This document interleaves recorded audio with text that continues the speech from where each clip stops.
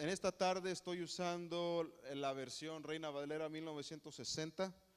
He visto que es la más conveniente, amén, para tratar el tema que vamos a hablar en esta tarde. Amén. Tiene un texto más completo. Amén. Gloria a Dios. Vamos a entrar de llenos, vamos al capítulo 18, versículo del 1 al 28. Amén. Y si todos podemos leer a voz alta. Amén. Comenzando ahora en el nombre de Jesús a la 1, a las 2 y a las 3. Después de estas cosas, Pablo salió de Atenas y fue a Corinto. Y halló a un judío llamado Aquila, natural del Ponto, recién venido de Italia con Priscila, su mujer, por cuanto Claudio había mandado que todos los judíos saliesen de Roma. Fue a ellos y como era del mismo oficio, se quedó con ellos y trabajaban juntos, pues el oficio de ellos era hacer tiendas. Y discutía en la sinagoga todos los días de reposo y persuadía a judíos y a griegos.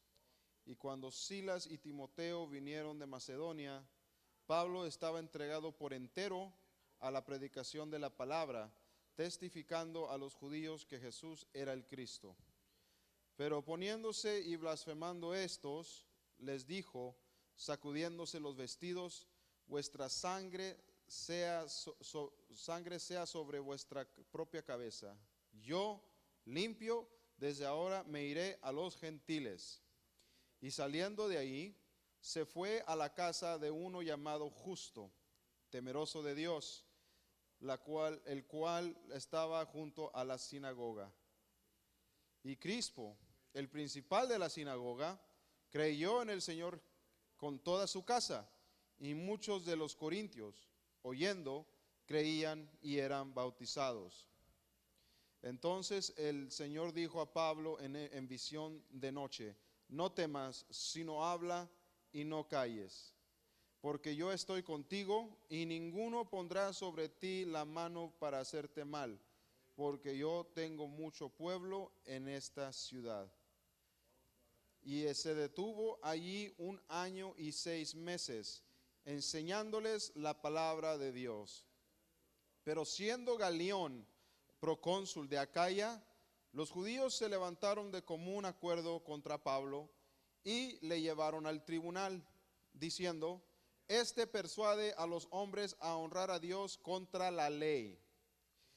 Y al comenzar Pablo a hablar, Galión dijo a los judíos, si fuera algún agravio o algún crimen enorme, oh judíos, conforme a derecho, yo os toleraría. Pero si son cuestiones de palabras y de nombres y de vuestra ley, vedlo vosotros, porque yo no quiero ser juez de estas cosas. Y los echó del tribunal. Entonces todos los griegos, apoderándose de Sóstenes, principal de la sinagoga, le golpeaban delante del tribunal, pero a Galión nada se le daba de ello.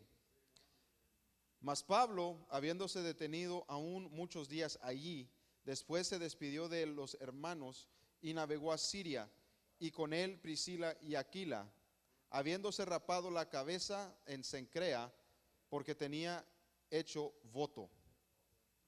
Y llegó a Éfeso y los dejó allí. Y entrando en la sinagoga, discutía con los judíos, los cuales le rogaban que se quedase con ellos por más tiempo, mas no accedió, sino que se despidió de ellos, diciendo, es necesario que en todo caso yo guarde en Jerusalén la fiesta que viene, pero otra vez volveré a vosotros, si Dios quiere. Y zarpó de Éfeso. Y habiendo arribado a Cesarea, subió para saludar a la iglesia y luego descendió a Antioquía. Y después de estar allí algún tiempo, salió recorriendo por orden la región de Galacia y de Frigia confirmando a todos los discípulos. Llegó entonces a Éfeso un judío llamado Apolos, natural de Alejandría, varón elocuente, poderoso en las escrituras. Este había sido instruido en el camino del Señor, y siendo de espíritu fervoroso, hablaba y enseñaba diligentemente lo concerniente al Señor, aunque solamente conocía el bautismo de Juan. Y comenzó a hablar con denuedo en la sinagoga. Pero cuando le oyeron Priscila y Aquila, le tomaron aparte y le expusieron más exactamente el camino de Dios. Y queriendo él pasar a Acaya, los hermanos le animaron y escribieron a los discípulos que le recibiesen.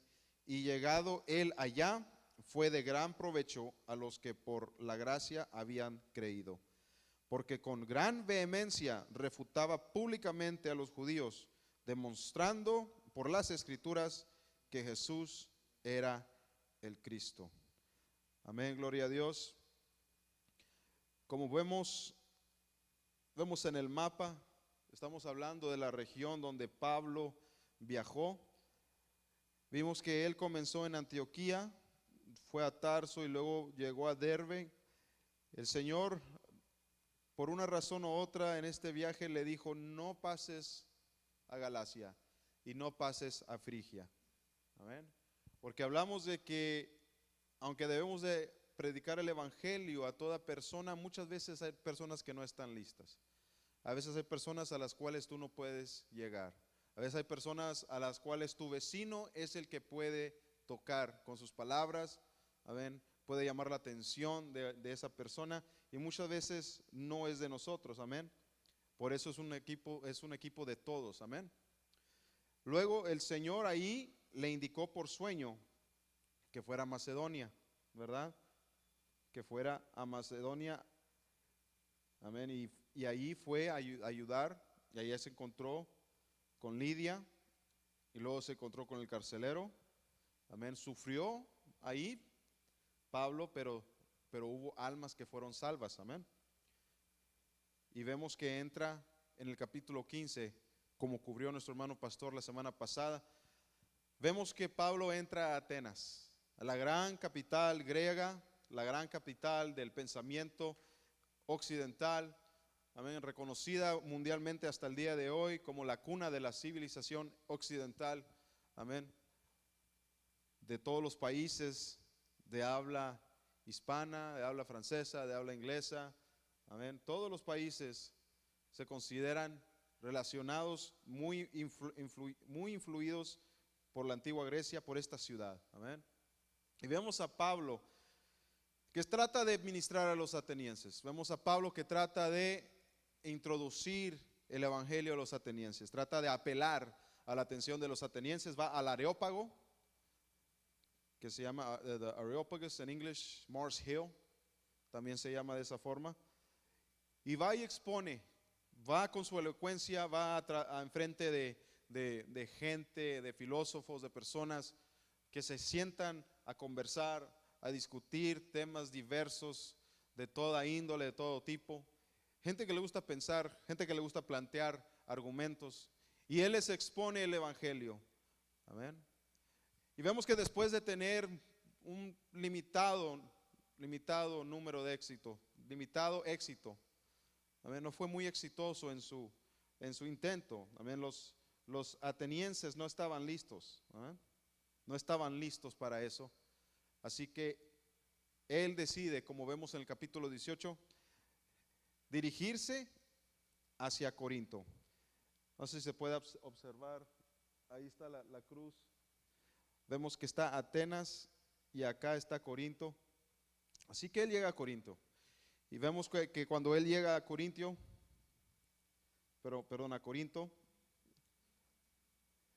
llega y se encuentra con Aquila y Priscila, su esposa. Okay, vemos que son dos personas que fueron exiliados, fueron separados. Okay. Hubo una orden del emperador Claudio en aquel entonces. El emperador Claudio ordenó que todos los judíos tenían que salir de Roma. ¿Ok?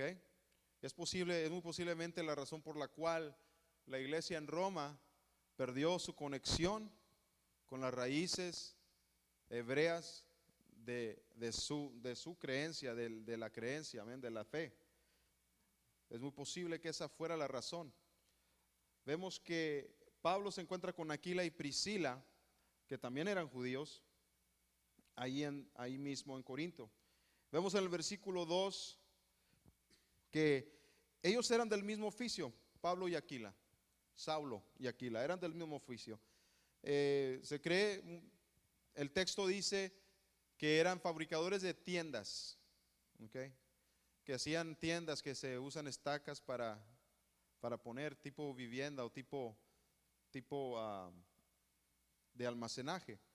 Pero aunque la palabra en el griego indica eso, es muy posible, de acuerdo a fuentes expertas también en la materia, que Pablo y Aquilas no necesariamente podrían haber sido fabricadores de tiendas a las cuales uno puede entrar y habitar y dormir y hacer lo que sea en el campo, sino que también es muy posible que lo que se referían ellos era que ellos eran fabricadores de textiles, y más específicamente en este caso, que eran fabricadores de lo que en hebreo se le llama un talit.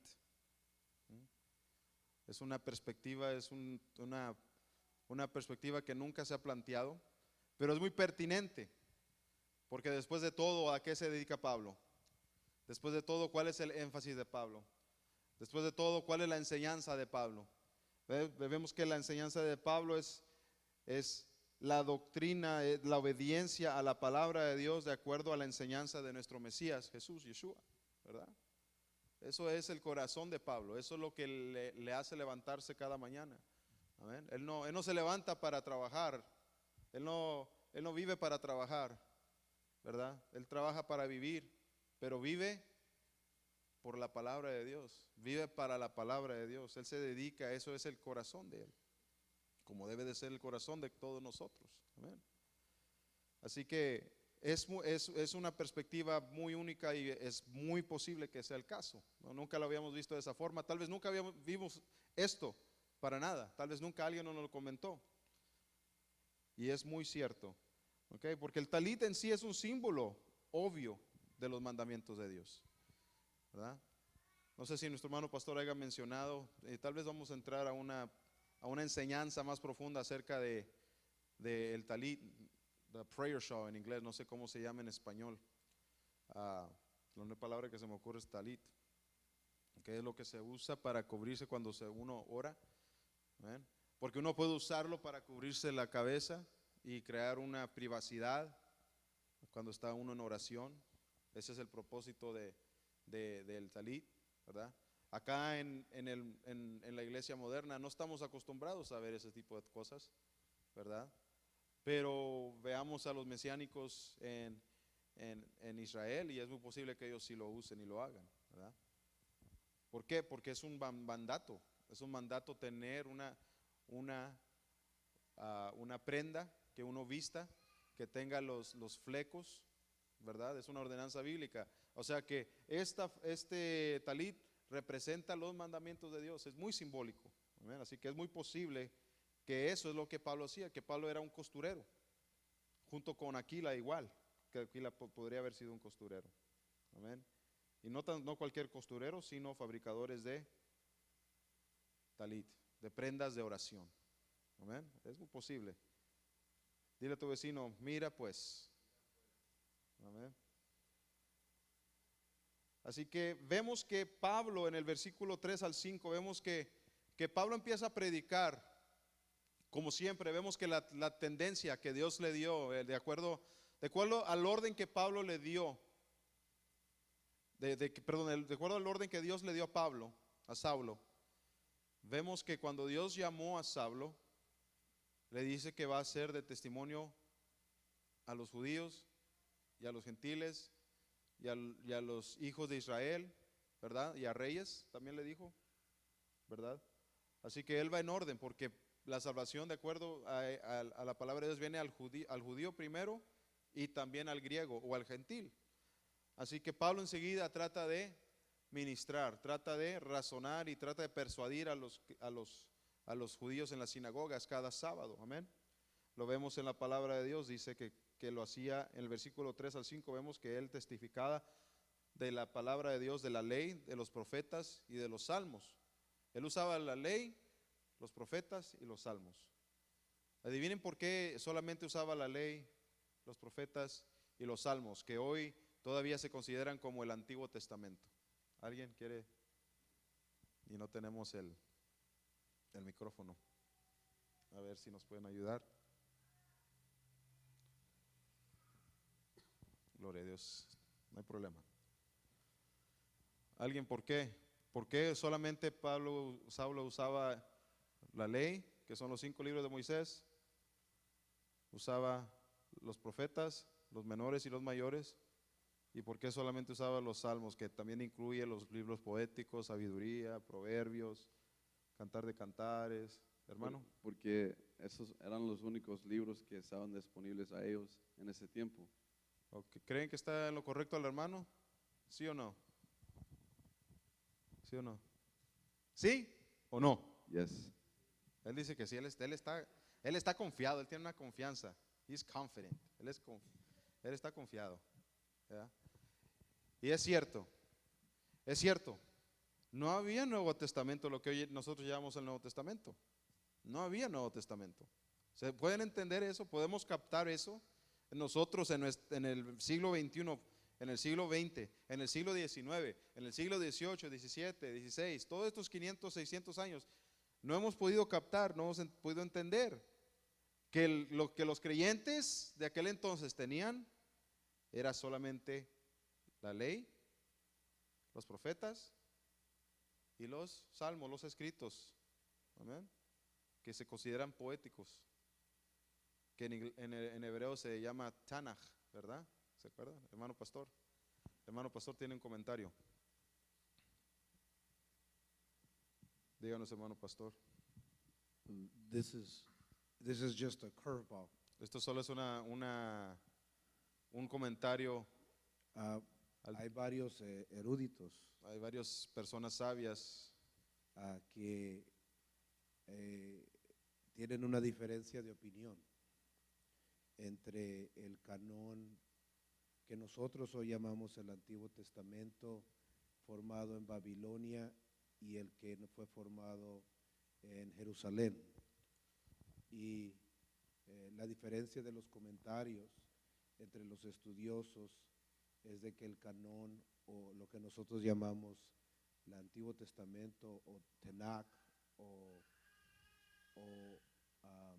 o la Biblia hebrea también se le llama, tenía lo que llamamos nosotros, ellos no lo llamaban así, nosotros le llamamos a los libros apócrifos.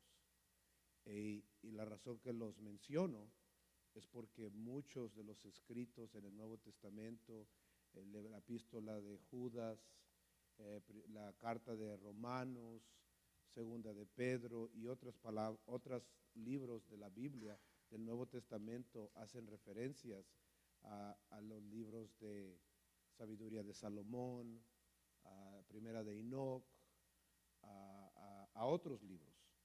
Incluso nuestro Señor Jesucristo menciona otros libros que no están en el canón de hoy en día aquí en esta parte del mundo. Y Amén. cuando la Biblia fue formada por la Iglesia Católica, tenía muchos más libros de lo que tenemos hoy en día. Simplemente es algo que quería mencionar. Así que Amén. hay fragmentos de la historia que faltan, y es algo para tener en mente, porque cuando leemos las Escrituras ellos están citando libros que nosotros no sabemos de ellos. Así es.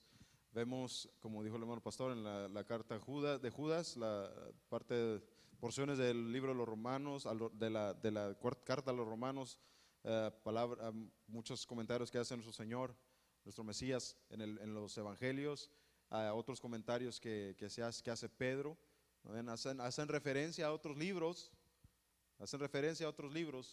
que el apóstol Pedro, que el apóstol Pablo, Saulo, que el apóstol Judas, que nuestro mismo Señor, nuestro mismo Mesías, ah, hacen referencia, lo toman como verídico, como por lo menos histórico.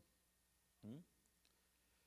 Sí, y también, sí, hay lugares en el Antiguo Testamento, en el libro de Reyes, en el libro de Crónicas, en varios lugares, inclusive en el escrito de Moisés, no me acuerdo qué libro, si Deuteronomio, Números, no me acuerdo cuál es, también se hace referencia a varios libros que no están incluidos en el canon que nosotros conocemos como libros inspirados, ¿verdad? Pero si nuestro Señor Jesucristo y muchos de los apóstoles hacen referencia a ellos, nosotros debemos de considerar, leer y que el Espíritu Santo nos guíe, amén. Para eso es importantísimo el discernimiento del Espíritu Santo, amén. El Espíritu Santo nos da entendimiento y nos ayuda a discernir, amén. Así que estaba Saulo estaba testificando y vemos que cuando llega, dice que llegan, ¿quién llega? ¿Qué versículo era? Versículo 3 y 5. Llegaron Timoteo, ¿y quién venía con Timoteo? Versículo 4,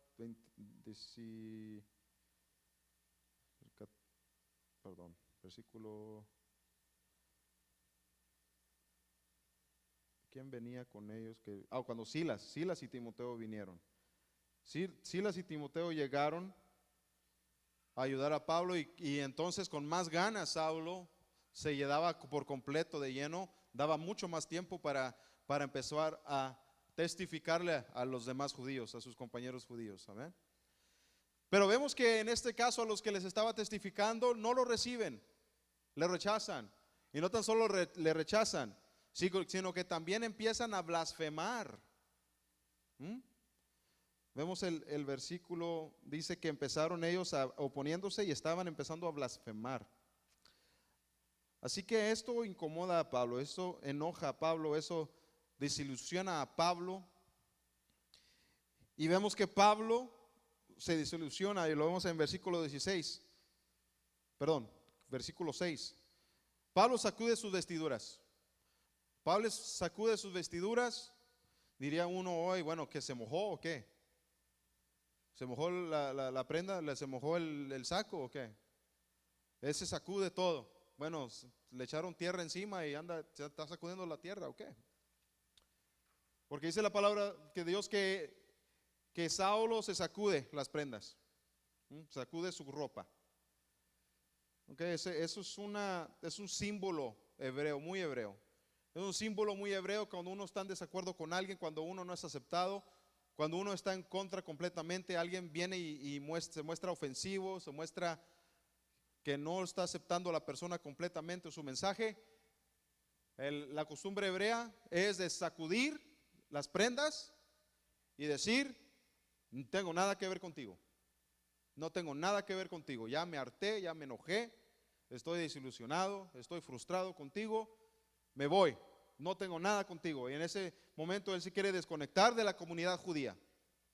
¿Okay? Pero vemos que el Señor le dijo: primero vas al judío y luego vas al gentil. Pero él se hartó, dijo: hasta aquí ya. Porque todo a lo largo de su viaje, donde había ido en otros lugares, recibe oposición. Lo primero que recibe de los judíos es oposición. Uno que otro se convierte y luego oposición. Uno que otro se convierte y luego se juntan un chorro de ellos, un gran número de judíos, y vienen en contra de él. Que hasta lo apedrean una vez y lo dan por muerto, ¿verdad? Así que él esta vez se hartó.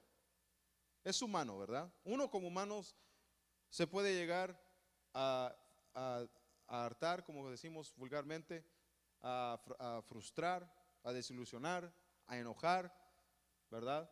Así que él dijo, se sacudió las prendas, dijo: hasta aquí con ustedes, ya no más, ya no les voy a predicar, ahora me voy a los gentiles y ya nada más con ustedes.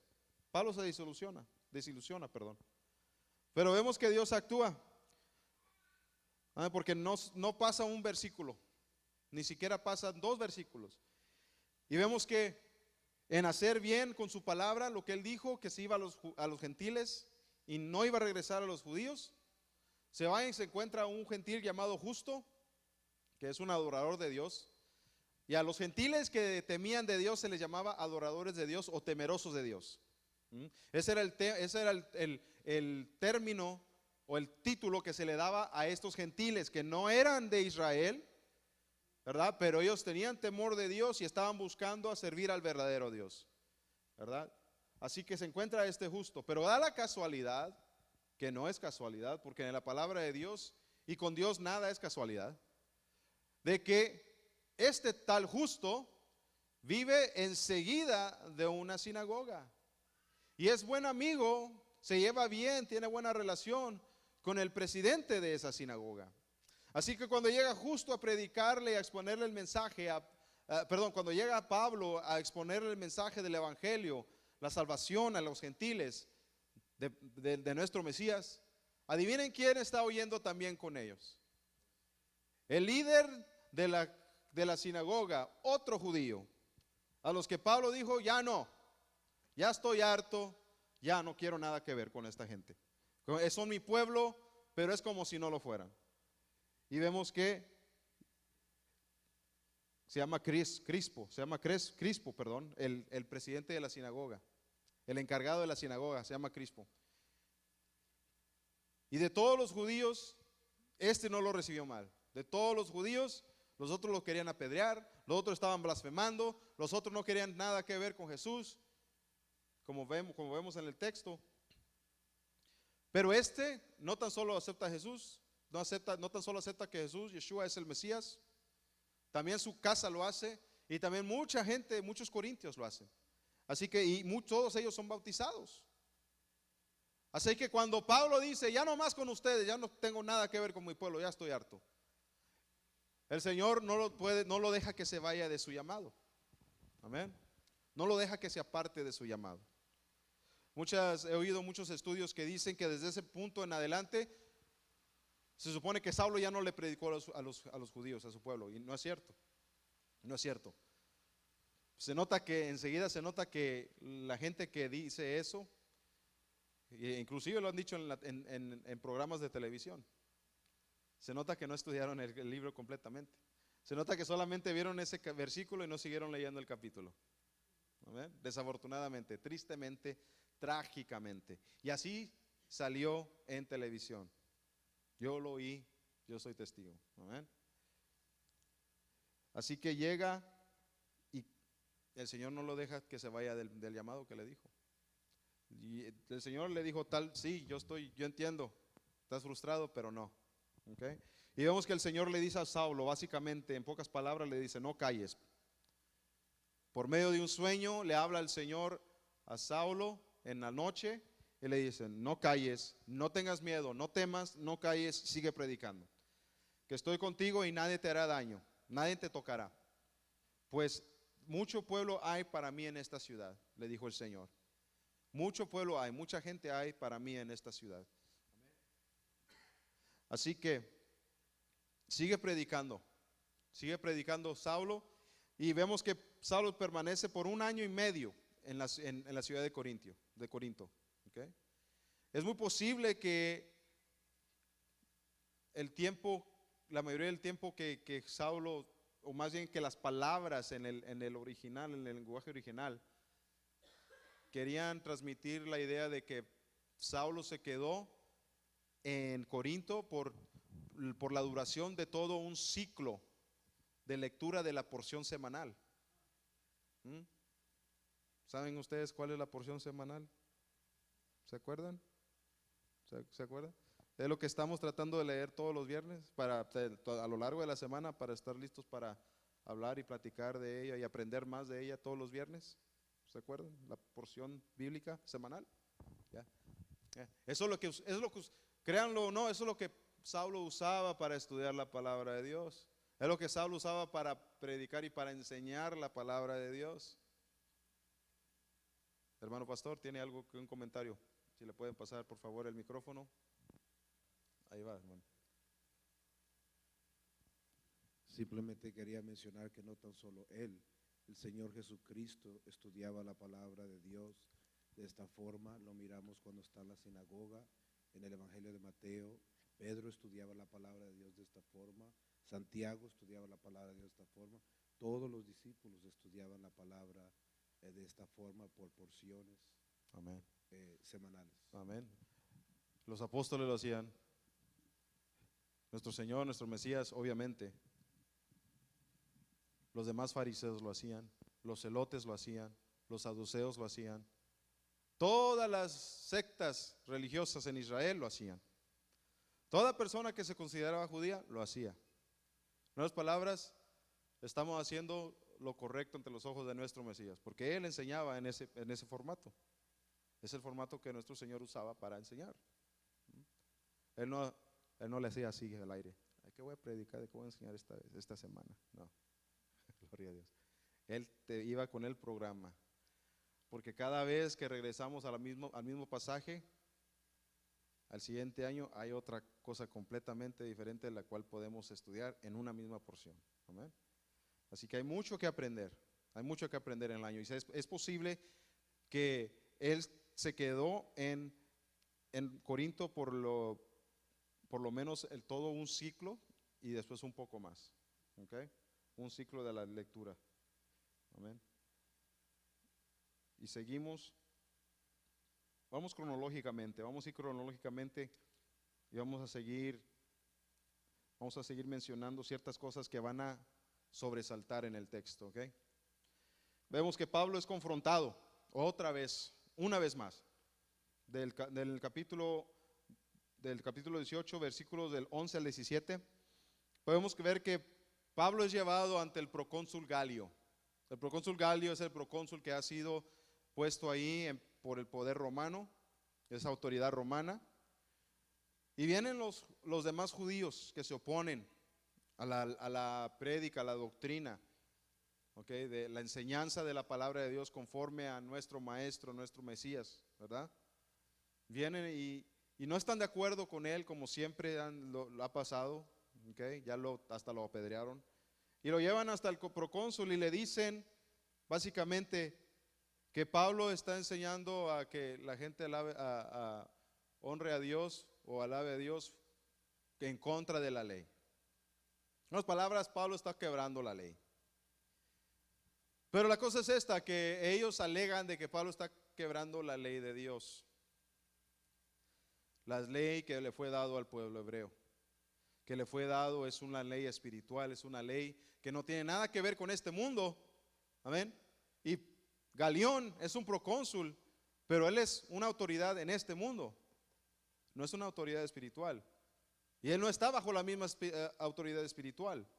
Él está bajo la autoridad espiritual tal vez de los dioses paganos de Roma. Así que Galio les dice desinteresadamente, sarcásticamente tal vez, le dice, mira, básicamente en pocas palabras, no me interesan sus asuntos, sus tradiciones hebreas, su enseñanza acerca de su ley, sus nombres, sus doctrinas. Eso está fuera de mi jurisdicción. Yo no tengo nada que ver con eso, no sé por qué vienen aquí. Fuera de aquí. Así que Galión los despide. Y con mucha razón, ¿verdad? Porque nada tiene que ver el tribunal romano, secular romano, el poder de la tierra, nada tiene que ver con el poder espiritual de Dios, la ley espiritual que es de Dios. Amén. Y de paso Galión ignora y tolera una golpiza que se le da a Sóstenes. Sóstenes era el otro presidente de la sinagoga de los judíos que se juntaron para acusar a Pablo, para crearle el problema a Pablo, para darle lata, como decimos coloquialmente, para venir a oponerle y causarle problemas a Saulo. ¿Eh? Vemos que en ese pasaje también vemos el versículo 16-17 que le da una golpiza. Los griegos le dan una golpiza a Sóstenes, el presidente de la sinagoga, y que Galión no le importa. Enfrente del tribunal le empiezan a dar una golpiza y Galión no hace nada. Todo indiferente, no le daba importancia. Algo duro, algo feo, tal vez. He oído gente que comenta que esa era una acción muy antisemita en contra de los judíos. Pero vemos que a Pablo no le sucede nada, ni a los demás que venían con Pablo. Es más, cuando Pablo estaba a punto de hablar y defenderse en frente de las acusaciones de todos los judíos que se oponían a él, enseguida abrió la boca a Galión y ni siquiera dejó hablar a Pablo. Pablo ni se tuvo que defender. Y ahí es donde se cumple lo que el Señor le dijo: nadie te hará daño. El Señor le había dicho: nadie te va a tocar, no te preocupes, nadie te hará daño, porque tú tienes que predicar aquí, porque hay mucho pueblo que me va a creer en mí, que me va a aceptar. Porque hay mucho pueblo mío, dice el Señor. Amén. Justicia divina, muy posiblemente es justicia divina. Que reciban esa golpiza Sóstenes es una consecuencia por oponerse a la voluntad de Dios. ¿Que somos nosotros alguien para decir que lo merecía? No, pero podemos ver que tal vez era justicia divina. Amén. Vemos en el versículo 18 que Pablo y Aquila y Priscila embarcan hacia Siria. ¿Okay? Y hay un comentario que se hace en este pasaje. Pablo se rapa la cabeza. Pablo se rapa la cabeza tras hacer un voto. Para que lo hayan puesto en la escritura es porque es algo importante, ¿verdad? Es algo a renotar, algo a entender. ¿Amén? Porque tenemos que entender que estamos en un periodo de tiempo donde hay un templo en Jerusalén. Donde hay un templo y los creyentes, todos los que creían en Jesús, Yeshua como Mesías, ellos aprendían a cómo observar la palabra de Dios. Y en la palabra de Dios hay instrucciones que se deben de seguir conforme al templo. ¿Okay? Hoy en día no aplican, porque hoy en día no hay templo. ¿Amén? Hoy, dile a tu vecino, hoy. Ahora dile: pero espérate para mañana. Dile a tu vecino: pero espérate para mañana. ¿Amén? Algo muy importante a notar, que no se habla muy seguido en muchos estudios bíblicos, ¿okay? Que nuestro Señor Jesucristo da indicación e insinúa en sus palabras en el Evangelio. El profeta Ezequiel no insinúa, sino que profetiza palabra de Dios que se le dio a él por medio del Espíritu Santo. Y también parece que también vemos indicios en el libro de Daniel. ¿Okay? Hay por lo menos 2 testigos escriturales en la escritura: el profeta Ezequiel y aún nuestro Señor Jesucristo, nuestro Mesías, que indican de que va a haber otro nuevo templo, un tercer templo. Así que tengan eso en mente, que nuestro propio Mesías insinúa con sus palabras de que va a haber un tercer templo, así como Ezequiel mismo profetiza por medio de el Espíritu Santo, profetiza de otro templo que va a ser construido. ¿Amén? Así que piensen ustedes las repercusiones y lo que eso significa para a cada uno de nosotros como creyente. Ahorita no tenemos templo, pero en un momento vamos a tener templo. Y hay muchas cosas que Pablo hacía porque había un templo. Y una de ellas era la razón por la cual se rapó la cabeza. Él tenía un voto nazareno, y vemos que ese voto nazareno está descrito en el libro de Números, capítulo 6. Amén. Hoy nadie puede hacer un voto nazareno. He oído de gente que dice que yo voy a hacer un voto nazareno, un voto nazarita.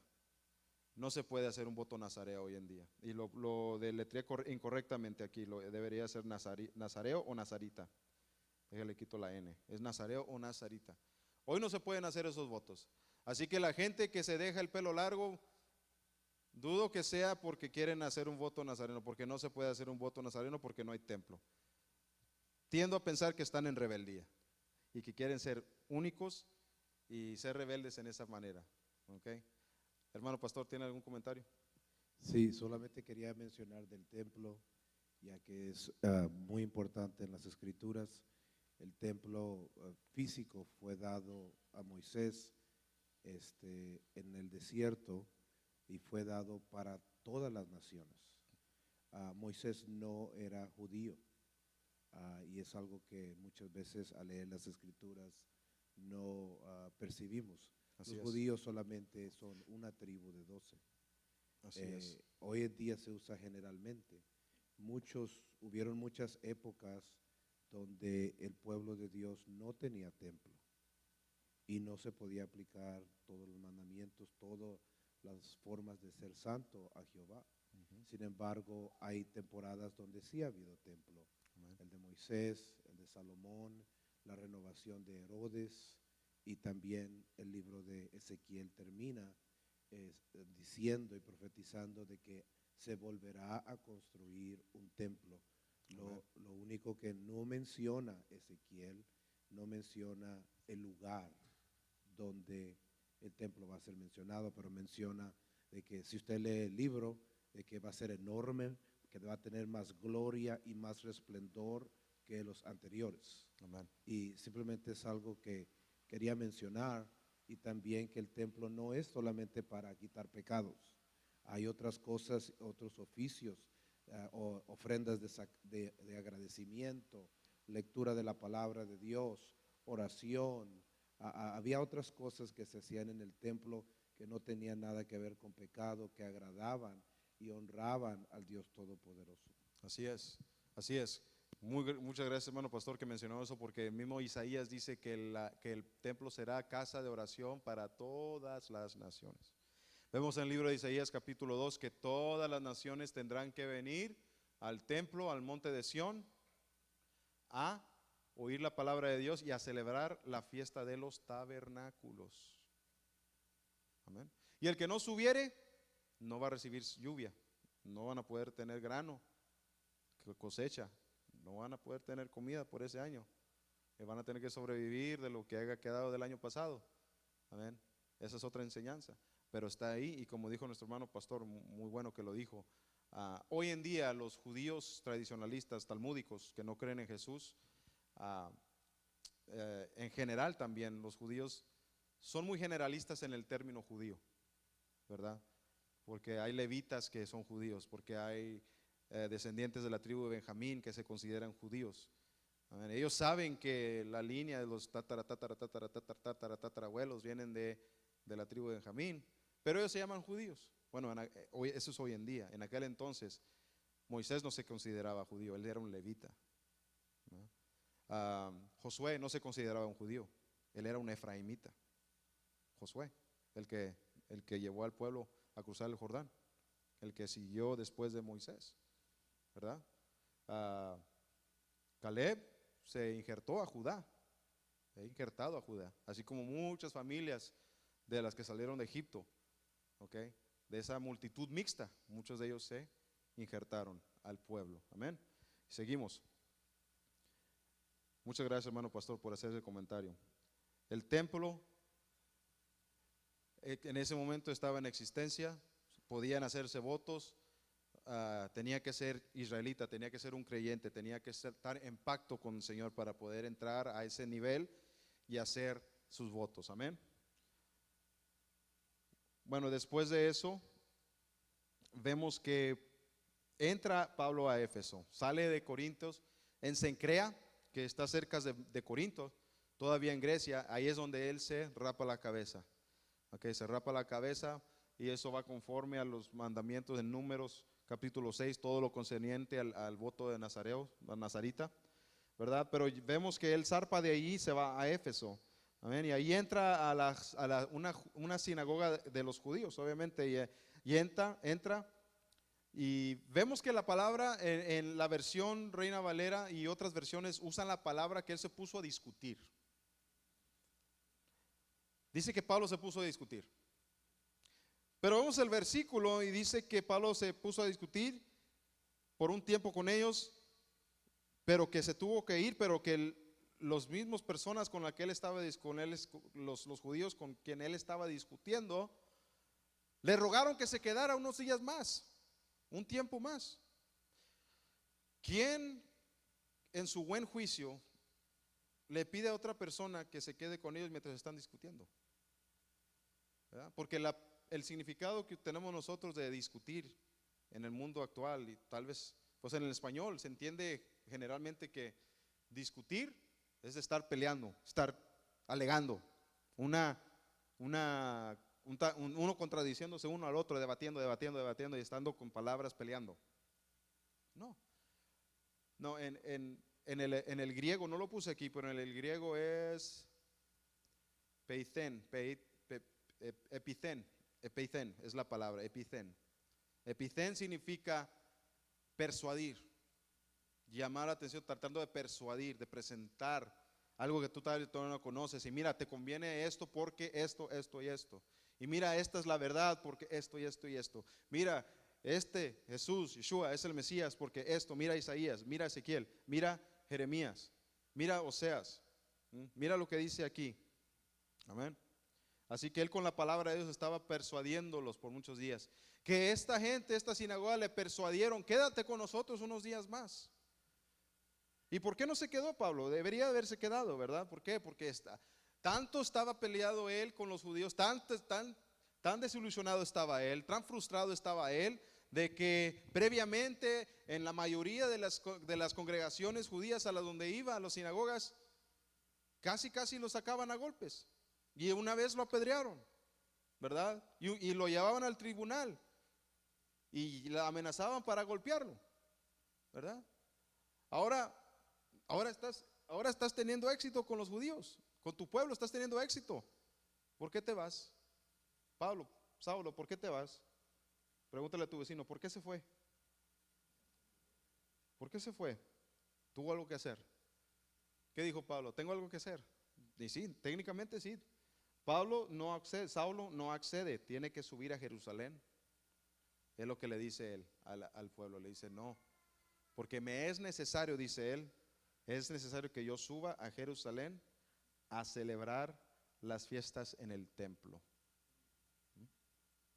Recuerden que uno no va a Jerusalén. Cuando nosotros tengamos el privilegio, tengamos los recursos, Dios mediante, y podamos viajar, volar a Israel, vamos a subir a Jerusalén. Vamos a subir a Jerusalén. Porque uno no va a Jerusalén, uno sube a Jerusalén. Porque cuando uno va a Jerusalén, cuando uno sube a Jerusalén, uno sube no tan solo en altura física, porque está más alto del nivel del mar. Y no tan solo porque uno sube a una montaña, porque Jerusalén está sobre la cima de una montaña y ahí es donde culmina con el templo, sino que uno sube físicamente, pero sube en nivel de conciencia. Espiritualmente uno debe de subir, porque es un lugar más santo, es el lugar donde Dios puso su nombre. Cuando había un templo, ahí cuando haga un templo de nuevamente, ahí es donde va a estar la presencia de Dios. Ahí es donde va a estar la gloria de Dios. Ahí es donde se va a presentar la gloria de Dios. Amén. Y va a ser algo muy especial. ¿Cómo es que la presencia de Dios puede estar en el arca de la alianza que está en el lugar santísimo? Pero Dios manifestado en carne va a estar en el lugar donde se sienta el rey, afuera del lugar santísimo.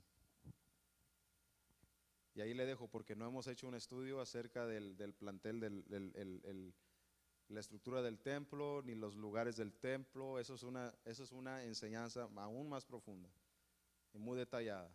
Los lugares del templo, lugar santísimo, lugar santo, la corte de los israelitas, la corte de los gentiles, de los pueblos, de las naciones, etcétera, etcétera. Amén. Pero para allá vamos. Dile a tu vecino, para allá vamos. Amén. Pero en este momento él dice, no puedo quedarme, porque es necesario que yo me quede, que yo vaya con mi horario. Yo tengo que subir a Jerusalén. Amén. Y así que vemos en el versículo, del versículo 22 al 23, vemos que Saulo sube a Jerusalén y celebra las fiestas. No estoy seguro en este momento, no he hecho suficientemente, no he hecho la investigación para saber si podemos determinar cuál fiesta era. Mas sin embargo es una de las fiestas del Señor, una de las tres principales a las cuales se tiene que presentar todo hombre israelí, todo hombre hebreo, todo hombre creyente en el Dios de Israel. Amén. Si haya nacido como israelita o si haya sido injertado. Amén. Y vemos que después baja de nuevo, baja a Galacia y baja a Frigia, y pasa por ahí alentando a todos los hermanos. Amén. Pasa alentando a los diferentes discípulos, diferentes congregaciones. Y vemos que se menciona a Apolo de Alejandría, una persona muy elocuente, de Egipto, un egipcio de Alejandría, judío, muy apasionado y diligente en cuanto a la palabra de Dios, pero solamente bautizado por medio del bautismo de Juan el Bautista. Tenía de nuevo y tenía pasión por la palabra de Dios, ¿verdad? Y tenía mucho empeño y estaba predicando en las sinagogas. Pero lo oyeron Aquila y Priscila y le dijeron: tenemos que hablar con él, porque vemos que él tiene un celo por la palabra de Dios, vemos que él tiene una pasión.